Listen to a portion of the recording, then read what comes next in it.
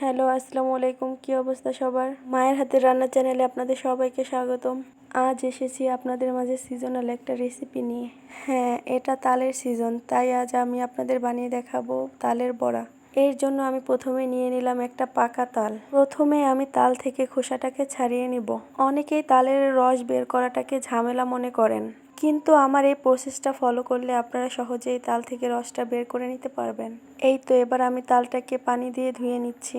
ভালো মতো ধুয়ে নেওয়া হয়ে গেলে এবার আমি নিয়ে নেব একটা প্লাস্টিকের জালি।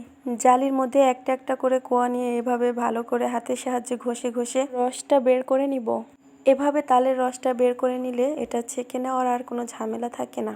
অনেকেই অনেক নিয়মে তালের রস বের করে, কিন্তু আমার কাছে এটাকেই সহজ মনে হয়। এই তো আমার একটা তাল থেকে প্রায় অনেকগুলো রস বের হয়েছে, আমার এতটা লাগবে না। আমি এখান থেকে কিছুটা রস তুলে রেখে দিয়েছিলাম। এবার আমি এখানে দিয়ে দেব পরিমাণ মতো চিনি। চিনিটা অবশ্যই আপনারা আপনাদের স্বাদ মতো বাড়িয়ে বা কমিয়ে দিবেন। এরপরে এখানে দিয়ে দিব পরিমাণ মতো লবণ। এখানে আমি নিয়ে নিয়েছি 1 প্যাকেট গুঁড়ো দুধ। এটা অপশনাল, এটা আপনারা চাইলে নাও দিতে পারেন, তবে দিলে স্বাদটা বেশি হয়।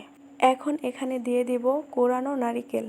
এবার এই সব উপকরণগুলো আমি একটু একসাথে মিশিয়ে নিব। এবার আমি এখানে দিয়ে দিব আতপ চালের গুঁড়ো। চালের গুঁড়ো দিয়ে আমি ব্যাটারটাকে অনেকটা ঘন করে নিব, যাতে করে হাত দিয়ে উঠানো যায়। এবার চুলায় একটা প্যান বসিয়ে এতে দিয়ে দিব পরিমাণ মতো তেল। তেলটা গরম হয়ে আসলেই বড়াগুলো দিয়ে দিব।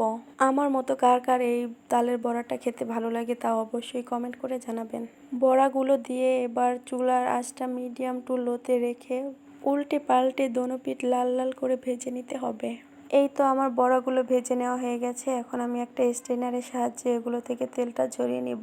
এভাবেই রেডি হয়ে গেল আমাদের তালের বড়ার রেসিপি। এতক্ষণ ধরে আমার ভিডিওর সাথেই থাকার জন্য আপনাদের অসংখ্য ধন্যবাদ। দেখা হবে আবার নতুন কোনো রেসিপিতে, সে পর্যন্ত সবাই ভালো থাকুন।